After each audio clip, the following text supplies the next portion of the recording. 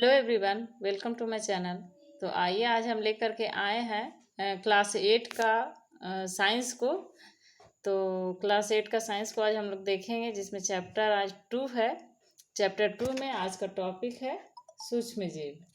तो आज हम लोग सूक्ष्म जीव के बारे में जानेंगे और उसके बारे में जानेंगे कि सूक्ष्म जीव मित्र होते हैं एवं शत्रु।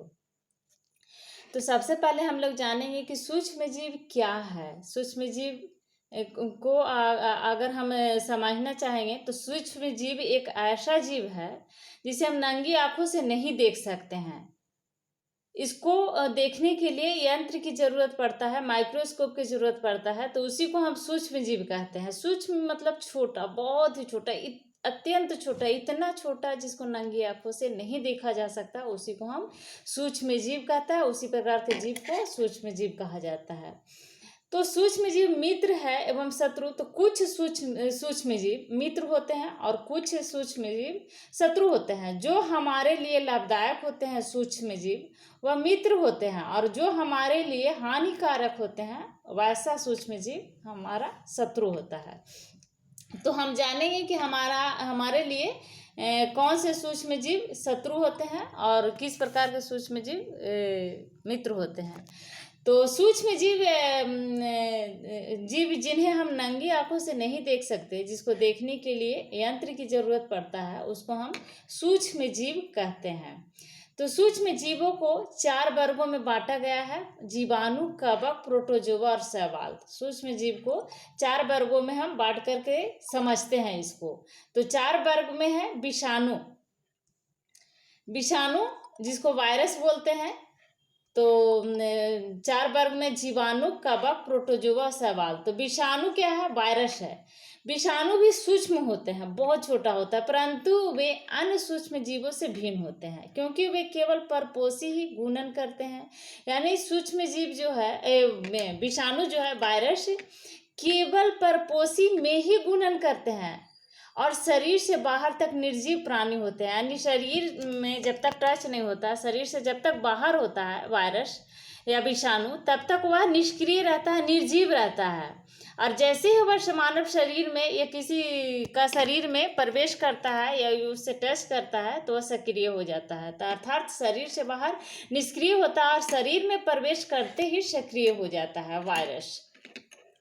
तो कुछ विषाणु जनित रोग जैसे जुकाम, इन्फ्लुएंजा, एड्स एवं खांसी है। तो इस प्रकार का कुछ विषाणु जो है जनित रोग होते हैं, पैदा करते हैं, जैसे जुकाम हो गया, इन्फ्लुएंजा हो गया, एड्स हो गया। अभी वायरस जो फैला हुआ है कोविड-19, तो यह भी एक वायरस है, विषाणु है, जिससे कोरोना वायरस अभी महामारी के रूप में हमारा पूरा ही वर्ल्ड में आया हुआ है। तो वह भी विषाणु है। तो वह भी सक्रिय रूप से जब शरीर में प्रवेश करता है या शरीर में टच होता है तब वह सक्रिय हो जाता है और अपना जो है मल्टीपल करते जाता है अपना संख्या को।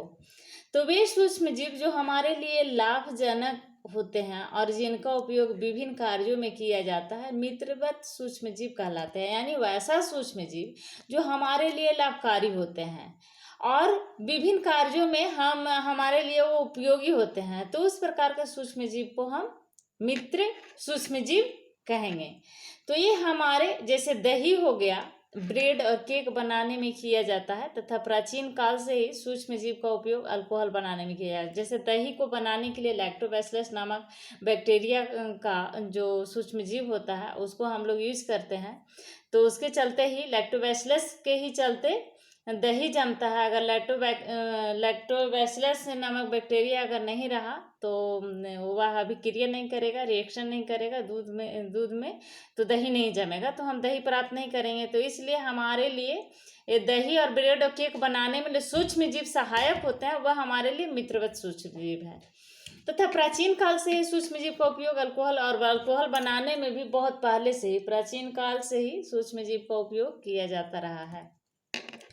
नेक्स्ट पॉइंट है सूक्ष्म जीव मृदा की उर्वरकता में वृद्धि करते हैं। तो सूक्ष्म जीव मृदा की उर्वरकता में, मृदा में जब सूक्ष्म जीव होते हैं तो उसमें उर्वरकता में वृद्धि करते हैं। जैसे केचुआ हुआ, और उसी तरह के कई एक तरह के केंचुओं को तो हम नंगी आंखों से देख लेते हैं, तो उसको सूक्ष्म जीव नहीं बोला जा सकता है। तो उसी प्रकार से जो उर्वरक को, मिट्टी को उर्वरक को बढ़ाता है, कई एक प्रकार के सूक्ष्म जीव होते हैं जिसको हम नंगी आंखों से नहीं देख सकते, माइक्रोस्कोप से देख सकते हैं, यंत्र से देख सकते हैं। तो उस प्रकार के कुछ ऐसा सूक्ष्म जीव होता है जो मृदा को, मिट्टी के उर्वरक क्षमता को बढ़ाता है, मिट्टी की उर्वरता में वृद्धि करता है। तो यह भी हमारे लिए सूक्ष्म जीव मित्रवत हुआ। लैक्टोबैसिलस जीवाणु दूध को दही में परिवर्तित करने वाले जीवाणु हैं। जो दही प्राप्त होता है हमको, दूध से दही बनाने में हेल्प करता है लैक्टोबैसिलस जीवाणु। लैक्टोबैसिलस नामक जीवाणु जो है दूध को दही में परिवर्तन करने में सहायक होता है। ईस्ट श्वसन के दौरान कार्बन डाइऑक्साइड गैस उत्पन्न होता है।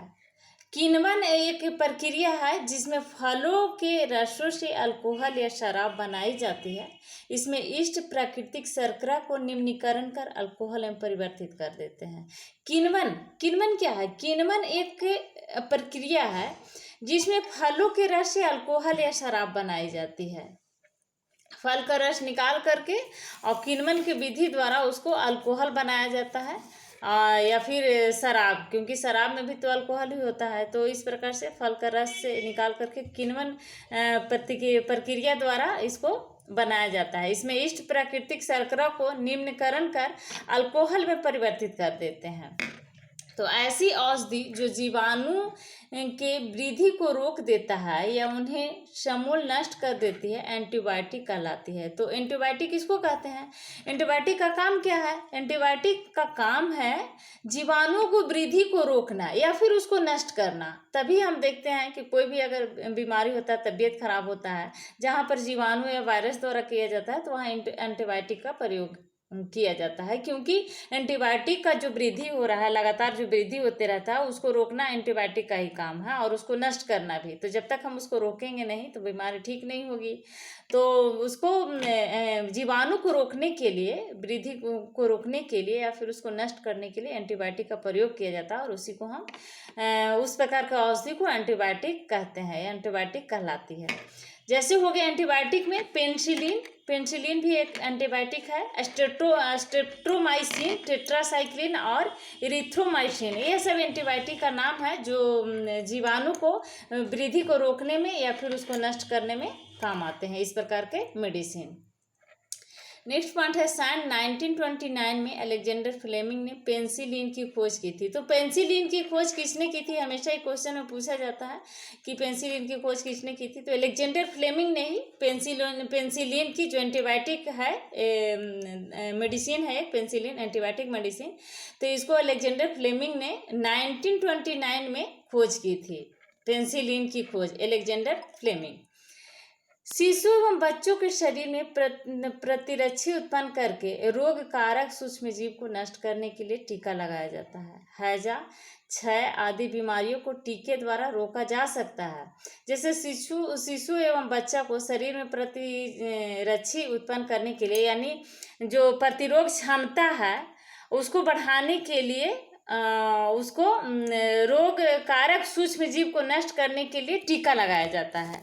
जैसे हैजा का टीका हो गया, क्षय का हो गया, जिसे आदि बीमारियों को टीके द्वारा रोका जा सकता है। तो इस प्रकार का टीका चल गया है, टीका का खोज हो गया है। हैजे का टीका, क्षय आदि का टीका, कई एक तरह का टीका का खोज कर दिया गया है। जैसे पोलियो भी अब धीरे धीरे समाप्त हो गया है। तो इस तरह से टीका का इसको शिशु एवं बच्चों के शरीर में प्रतिरक्षी उत्पन्न करने के लिए इसको यूज में लाया जाता है टीके के रूप में। सूक्ष्म जीवों द्वारा फैलने वाला रोग जो एक संक्रमित व्यक्ति में वायु, जल, भोजन कई प्रकार से संपर्क में आने से फैलता है, तो इसको संचारणीय रोग कहलाता है। यानी संचारणीय रोग किसको कहते हैं? तो सूक्ष्म जीव द्वारा जो फैलता है, तो किस प्रकार से फैलता है, संक्रमित करता है व्यक्ति को? तो वायु द्वारा संक्रमित कर सकता है। अगर वायु हम ले रहे हैं, सांस के द्वारा हवा जो ले रहे हैं, उसके संपर्क में अगर विषाणु या सूक्ष्म जीव है तो हमारे सांस के अंदर अगर चला जाता है तो वह भी हमको संक्रमित करता है जल द्वारा। जिस जल को हम पी रहे हैं उस जल में अगर सूक्ष्म जीव है तो वह भी संक्रमित करेगा भोजन द्वारा। तो इस प्रकार से संपर्क द्वारा फैलते हैं संचय, और उस प्रकार के जो संपर्क द्वारा फैलते हैं रोग उसको संचारणीय रोग कहते हैं। जैसे हैजा हो गया, हैजा भी प्रदूषित जल को या फिर उस जल में जो सूक्ष्म जीव पाए जाते हैं उसमें हम उस जल को अगर हम पीते हैं तो जैसे अमीबा उस जल में है तो हैजा और पेचिस का वह रूप लेके बीमारी पैदा करेगा, हैजा और पेचिस का। तो इसी तरह से हैजा हो गया, खांसी आदि इस प्रकार का जो रोग होता है वो संचरणीय रोग कहलाता है, जो वायु जल भोजन के द्वारा फैलता है। जैसे क्षय रोग, टीबी वाला जो रोग हो गया, टीबी का जो बैक्टीरिया है, जो विषाणु है उसका नाम है ये तो दही का जमाने के लिए है, ट्यूबरकुलोसिस नाम है उसको। तो वह जो है कोई व्यक्ति अगर प्रभावित है टीबी से तो वो खांसता है या सांस को छोड़ता है तो उसके द्वारा वायरस विषाणु जो है और बैक्टीरिया बाहर हवा में घुल जाता है, और उस हवा को जब दूसरे मनुष्यों द्वारा लिया जाता है सांस के रूप में तो उसके अंदर प्रवेश कर जाता है और उसको भी क्षय या टीबी हो जाता है। तो इस प्रकार से संचरणीय रोग होता है। पर्यावरण में मौजूद बड़ी मात्रा में सड़े पेड़ पौधे, मरे हुए जीव जो प्रदूषण फैलाते हैं और कई रोगों के कारण हैं। सूक्ष्म जीव मृत जैविक अपशिष्टों का अपघटन करके उन्हें सरल पदार्थों में परिवर्तित कर देते हैं। पर्यावरण में बहुत मात्रा में जो सड़े पेड़ पौधे सड़े होते हैं या फिर मरे हुए जीव जंतु होते हैं तो प्रदूषण को फैलाते हैं और कई रोगों का कारण बनता है।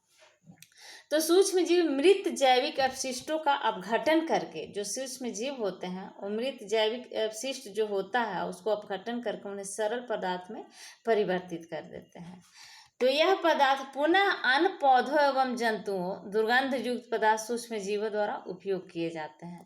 वायुमंडल में 78% नाइट्रोजन गैस है जो हम सबका पता है।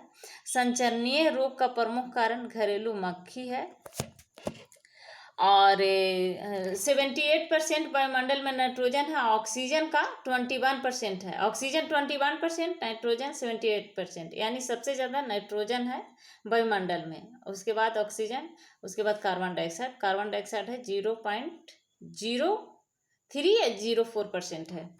संचरणीय रोग का मुख्य कारक घरेलू मक्खी है, जो घरेलू मक्खी द्वारा संचरणीय रोग पैदा करता है। जो गंदा पर बैठने के बाद वो भोजन पर बैठ जाता है और उसी भोजन को यदि उपयोग किया जाता है तो इस प्रकार का जो रोग उत्पन्न होता है वह संचरणीय रोग कहलाता है।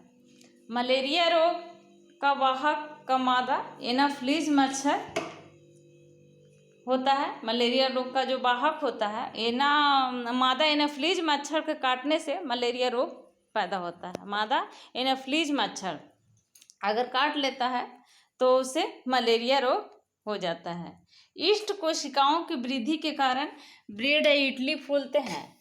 जब ईस्ट कोशिका का वृद्धि होता है तभी ही ब्रेड या इडली फूलते हैं। तो इस प्रकार से ईस्ट जो है हमारे मित्रवत हुए। ईस्ट कोशिका में वृद्धि अगर होता है तो इस प्रकार का जीवाणु जो है हमारे लिए लाभदायक होता है, जिससे ब्रेड और इडली को फूलता है और हम लोग यूज करते हैं उसको। डेंगू के वायरस का वाहक का मादा एडिस मच्छर है। डेंगू के वायरस जो डेंगू मच्छर को काटने से जो होता है, डेंगू के वायरस का जो वाहक होता है मादा एडिस मच्छर के कारण होता है। मादा एडिस मच्छर जब काटता है तो डेंगू रोग होता है। नमक और खाद्य तेल जैसे रासायनिक पदार्थों का उपयोग सूक्ष्म जीवों की वृद्धि रोकने के लिए एवं लंबे समय तक सुरक्षित रखने के लिए समान रूप से किया जाता है। नमक और खाद्य तेल जैसे जो हम लोग खाद के रूप में जो तेल उपयोग करते हैं, जैसे रासायनिक पदार्थ का उपयोग सूक्ष्म जीवों की वृद्धि रोकने के लिए एवं लंबे समय तक सुरक्षित रखने के लिए समान रूप से किया जाता है। और इसको हम परिरक्षा कहते हैं, क्योंकि सूक्ष्म जीव से रक्षा करता है, इसीलिए इसको परिरक्षा करते हैं। दूध को 70 डिग्री सेंटीग्रेड पर या 15 से 30 सेकंड के लिए गर्म करते हैं, फिर एक ठंडा कर उसे भंडारण कर लेते हैं। तो ऐसा करने से सूक्ष्म जीवों की वृद्धि रुक जाती है और इस प्रक्रिया को पाश्चरीकरण कहते हैं। दूध को 15 से 30 सेकंड तक गर्म कर लेते हैं या फिर 70 डिग्री पर उसको गर्म करते हैं और उसको तुरंत अचानक ठंडा कर लेते हैं, बहुत तेजी से उसको ठंडा कर लेते हैं, उसको भंडारण कर लेते हैं। तो सूक्ष्म जीव की वृद्धि रुक जाती है इस प्रक्रिया। और इस प्रक्रिया को, जो दूध को गर्म करके तेजी से ठंडा करने वाली प्रक्रिया को पाश्चरीकरण कहते हैं। ऐसी औषधि जो बीमारी पैदा करने वाले सूक्ष्म जीवों को नष्ट कर देती है या उसकी वृद्धि को रोक देती है, तो उसको कहते हैं प्रतिजैविक या एंटीबायोटिक। यानी उस प्रकार का एंटीबायोटिक जिसको हम अगर देते हैं तो उस बीमारी का जो जीवाणु होता है या वायरस होता है उसको रोक देता है, उसको जो वृद्धि करता है उसको रोक देता है या फिर नष्ट कर देता है, उसको खत्म कर देता है। तो उसी को प्रतिजैविक एंटीबायोटिक कहते हैं। प्रतिजैविक दवाइयाँ डॉक्टर की सलाह पर ही लेनी चाहिए और उनका कोर्स पूरा भी करना चाहिए, अन्यथा अगली बार आवश्यकता पड़ने पर प्रतिजैविक दवाइयाँ उतनी असरदार नहीं होगी। प्रतिजैविक दवाइयाँ डॉक्टर के सलाह के बिना कभी भी नहीं लेनी चाहिए और अगर उसको लिया जा रहा है तो उसका कोर्स को पूरा करनी चाहिए, अन्यथा अगर कोर्स पूरा नहीं किया जाएगा तो अगली बार अगर उस एंटीबायोटिक को देते हैं हम तो प्रतिजैविक दवाइयाँ उतनी असरदार नहीं होगी। तो आइए आज हम उसके बाद अभी हम देखते हैं इस चैप्टर के कितने जो प्रश्न हैं उसको हम लोग समझेंगे। अभी इस चैप्टर से कुछ मुख्य पॉइंट को समझ रहे थे, तो आइए इस चैप्टर का जो पहला क्वेश्चन है वह है सूक्ष्म जीव किसे कहते हैं। तो सबसे पहले हम लोग मुख्य पॉइंट में देखें कि सूक्ष्म जीव ऐसा जीव है जिसको हम नंगी आंखों से नहीं देख सकते, जिसको हम यंत्रों द्वारा देख सकते हैं, तो उसी को हम सूक्ष्म जीव कहते हैं। नेक्स्ट क्वेश्चन है सूक्ष्म जीवों को कितने वर्गों में बांटा गया है। तो सूक्ष्म जीवों को मुख्य रूप से 4 वर्गों में बांटा गया है, जिसमें है जीवाणु, कवक, प्रोटोजोआ, शैवाल। नेक्स्ट क्वेश्चन है विषाणु, वायरस क्या होते हैं। विषाणु से होने वाले कुछ समान रोगों के नाम बताइए। तो विषाणु जो वायरस है वो भी सूक्ष्म होते हैं, परंतु वे अन्य सूक्ष्म जीवों से भिन्न होते हैं, क्योंकि वे केवल परपोषी में ही गुणन करते हैं और शरीर से बाहर एक निर्जीव प्राणी होते हैं, अर्थात शरीर से बाहर निष्क्रिय होते हैं और शरीर में प्रवेश करते ही सक्रिय हो जाते हैं। कुछ विषाणु जनित रोग जैसे जुकाम, इन्फ्लुएंजा, एड्स एवं खांसी इस प्रकार के विषाणु होते हैं। तो वायरस को हम लोग ने समझा कि वायरस क्या है। तो वायरस जो है निष्क्रिय रूप से रहता है, जैसे ही शरीर में प्रवेश करता है या शरीर में टच करता है तो वह सक्रिय हो जाता है।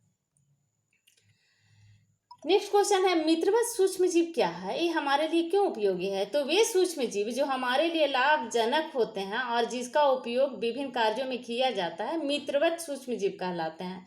ये हमारे दही, ब्रेड और केक बनाने में किया जाता है तथा प्राचीन काल से सूक्ष्म जीव का उपयोग अल्कोहल को बनाने में किया जा रहा है। सूक्ष्म जीव का उपयोग प्राचीन काल से ही, और कुछ सूक्ष्म जीव मृदा की उर्वरकता में भी वृद्धि करता है। कुछ सूक्ष्म जीव मिट्टी के उर्वरकता शक्ति को बढ़ाने में वृद्धि करता है। नेक्स्ट क्वेश्चन है दूध को दही में परिवर्तित करने वाले जीवाणु का नाम बताइए। तो दूध का दही में जो परिवर्तित करने वाला जीवाणु है उसका नाम है लैक्टोबैसिलस जीवाणु। नेक्स्ट क्वेश्चन है ईस्ट श्वसन के दौरान कौन सा गैस उत्पन्न होता है। तो कार्बन डाइऑक्साइड। ईस्ट श्वसन के दौरान कार्बन डाइऑक्साइड गैस उत्पन्न होता है। उस प्रक्रिया का नाम बताइए जिसमें फलों के रसों से अल्कोहल का शराब बनाई जाती है। तो किण्वन द्वारा फल के रसों से अल्कोहल या शराब बनाई जाती है। तो किण्वन क्या है। तो किण्वन एक प्रक्रिया है जिसमें फलों के रसों से अल्कोहल या शराब बनाई जाती है। इसमें ईस्ट प्राकृतिक शर्करा को निम्नीकरण कर अल्कोहल में परिवर्तित कर देते हैं। ईस्ट जो होते हैं वो प्राकृतिक शर्करा को निम्नीकरण करके उसको अल्कोहल में परिवर्तित कर देते हैं। इसी को किण्वन प्रक्रिया कहा जाता है। नेक्स्ट क्वेश्चन है एंटीबायोटिक क्या है? तो ऐसी होती है जो जीवाणुओं की वृद्धि को रोकता है या फिर उसको नष्ट कर देता है पूरी तरह से, उसी को हम एंटीबायोटिक कहते हैं। नेक्स्ट क्वेश्चन है जीवाणु और कवकों से उत्पन्न होने वाले प्रतिजैविक औषधियाँ का नाम लिखिए। तो जीवाणु और कवक से होने वाले प्रतिजैविक औषधि का नाम है पेनिसिलिन, स्ट्रेप्टोमाइसिन, टेट्रासाइक्लिन, इरिथ्रोमाइसिन आदि। ये सब जीवाणु और कवक को उत्पादित होने वाले प्रतिजैविक औषधि का नाम है। पेनिसिलिन एंटीबायोटिक है, ये भी स्ट्रेप्टोमाइसिन, टेट्रासाइक्लिन और इरिथ्रोमाइसिन। नेक्स्ट है पेनिसिलिन की खोज किसने की? तो पेनिसिलिन की खोज 1929 में एलेक्जेंडर फ्लेमिंग ने की थी पेनिसिलिन की खोज। नेक्स्ट क्वेश्चन है शिशुओं और बच्चों को टीका क्यों लगाया जाता है? तो शिशुओं और बच्चों को शरीर में प्रतिरक्षी उत्पन्न करने के लिए रोग कारक सूक्ष्म जीव को नष्ट करने के लिए टीका लगाया जाता है। प्रतिरक्षी उत्पन्न करके रोग कारक सूक्ष्म जीव को नष्ट करने के लिए शिशु एवं छोटे छोटे बच्चों को शरीर में टीका लगाया जाता है। जैसे हैजा हो गया, क्षय आदि बीमारी को टीके द्वारा रोका जा सकता है। नेक्स्ट क्वेश्चन है अभी जो है टीका जो कोविड-19 आया है महामारी के रूप में, उसको भी टीका का खोज किया जा रहा है वैज्ञानिकों द्वारा। तो देखिए जल्द ही अगर हम लोग का टीका का पता चल जाए तो इस पे काबू पाने में हम लोगों को आसानी हो जाएगा। नेक्स्ट क्वेश्चन है संचरणीय रोग किसे कहते हैं? तो सूक्ष्म जीवों द्वारा फैलने वाले रोग जो एक संक्रमित व्यक्ति में वायु, जल, भोजन या कायिक संपर्क द्वारा फैलते हैं, उसी को हम संचरणीय रोग कहते हैं। जैसे हैजा, खांसी, ये सब हो गया। नेक्स्ट क्वेश्चन है जैविक नाइट्रोजन स्थिरीकरण का नाम लिखिए। तो जैविक नाइट्रोजन स्थिरीकरण का नाम है राइजोबियम जीवाणु अवनील हरित शैवाल। यह जैविक नाइट्रोजन स्थिरीकरण का नाम है। नेक्स्ट क्वेश्चन नाइट्रोजन स्थिरीकरण से मृदा को क्या फायदा होता है? तो नाइट्रोजन स्थिरीकरण से मृदा में नाइट्रोजन का संवर्धन होता है। मृदा में क्या होता है? नाइट्रोजन का संवर्धन होता है। दूसरा फायदा है कि उसकी उर्वरकता में वृद्धि होती है। नेक्स्ट क्वेश्चन है सूक्ष्म जीव पर्यावरण के शुद्धिकरण में किस प्रकार हमारे लिए उपयोगी है? तो पर्यावरण में मौजूद बड़ी मात्रा में सड़े पेड़ पौधे, मरे हुए जीव जो प्रदूषण फैलाते हैं और कई रोगों के कारण बनते हैं। कई रोग का कारण बनते हैं। बहुत मात्रा में पेड़ पौधे जो सड़ते हैं या फिर मरे हुए जीव जो प्रदूषण फैलाते हैं, कई रोग का कारण बनता है। तो सूक्ष्म जीव मृत जैविक अपशिष्टों को अपघटन करके उन्हें सरल पदार्थ में परिवर्तित कर देते हैं और यह पदार्थ पुनः अन्य पौधों एवं जंतुओं दुर्गंध युक्त पदार्थ सूक्ष्म जीवों द्वारा उपयोग किए जाते हैं। तो इसी को हम सूक्ष्म जीव पर्यावरण को शुद्धिकरण के रूप में हमारे लिए ये उपयोगी होते हैं, हम इसको यूज करते हैं। नेक्स्ट क्वेश्चन है वायुमंडल में कितने प्रतिशत नाइट्रोजन है? तो 78% नाइट्रोजन है वायुमंडल में, 21% ऑक्सीजन है और 0.03% कार्बन डाइऑक्साइड है। नेक्स्ट क्वेश्चन है संचरणीय रोग का मुख्य कारक क्या है? तो घरेलू मक्खी संचरणीय रोग का प्रमुख कारण है। घरेलू मक्खी प्रदूषित जगह से आ करके भोजन पर बैठता है, तो इस तरह से हमारा भोजन को भी प्रदूषित कर देता है और वही भोजन मनुष्य अगर खा लेता है, ग्रहण कर लेता है, तो उसमें संचरणीय रोग पैदा हो जाता है। नेक्स्ट क्वेश्चन है मलेरिया रोग का वाहक का नाम लिखिए। तो मादा एनाफ्लीज मच्छर को काटने से मलेरिया रोग होता है। नेक्स्ट क्वेश्चन है ब्रेड और इडली के फूलने का क्या कारण है? तो ईस्ट कोशिकाओं की वृद्धि ही ब्रेड और इडली का फूलने का कारण है। नेक्स्ट क्वेश्चन है डेंगू के वायरस का वाहक का नाम लिखिए। तो डेंगू के वायरस का वाहक का नाम है मादा एडिस मच्छर। नेक्स्ट क्वेश्चन है मच्छर फैलाने से रोकने के कोई 3 उपाय सुझाएं। तो मच्छर फैलने से रोकने का 3 उपाय है। पहला है हमें पानी को कहीं भी रुका नहीं रहने देना चाहिए। पानी का जमाव नहीं होना चाहिए, क्योंकि साफ पानी में ही डेंगू मच्छर पनपते हैं और कई तरह के मच्छर पनपते हैं, गंदे पानी में भी पनपते हैं। इस तरह से पानी का कहीं भी जमाव नहीं होने देना चाहिए, इसको रोकना चाहिए। दूसरा है मच्छर को पनपने से रोकने का उपाय, इकट्ठा हुए पानी में मिट्टी या तेल या पेट्रोल का छिड़काव करवाना चाहिए। कहीं भी अगर पानी इकट्ठा है तो उसमें मिट्टी का तेल या पेट्रोल का छिड़काव करना चाहिए, ताकि वहाँ पर जो मलेरिया या फिर किसी प्रकार का मच्छर का लार्वा है वह जो है उसको नष्ट किया जा सके। नेक्स्ट है अपने आसपास के जगहों को साफ रखना चाहिए। तो इस प्रकार से हम मच्छर को फैलने से रोक सकते हैं। नेक्स्ट क्वेश्चन है टाइफाइड रोग के संचरण का तरीका क्या है। तो टाइफाइड रोग का संचरण का तरीका है जल के द्वारा। जल द्वारा प्रदूषित जल को अगर हम पी लेते हैं जिसमें अमीबा हो या किसी प्रकार का जीवाणु हो तो ये टाइफाइड रोग हो जाता है, टाइफाइड। नेक्स्ट क्वेश्चन है हैजा रोग के संचरण का तरीका। तो इस रोग का संचरण जल भोजन के द्वारा होता है। हैजा रोग जल द्वारा और भोजन के द्वारा, प्रदूषित जल या प्रदूषित भोजन लेने ग्रहण करने से हैजा रोग उत्पन्न होता है। नेक्स्ट क्वेश्चन है परिरक्षक किसे कहते हैं। तो नमक और खाद्य तेल जैसे रासायनिक पदार्थों का उपयोग सूक्ष्म जीवों की वृद्धि रोकने के लिए, लंबे समय तक सुरक्षित रखने के लिए समान रूप से जो उपयोग में लाया जाता है, इन्हें हम परिरक्षक कहते हैं।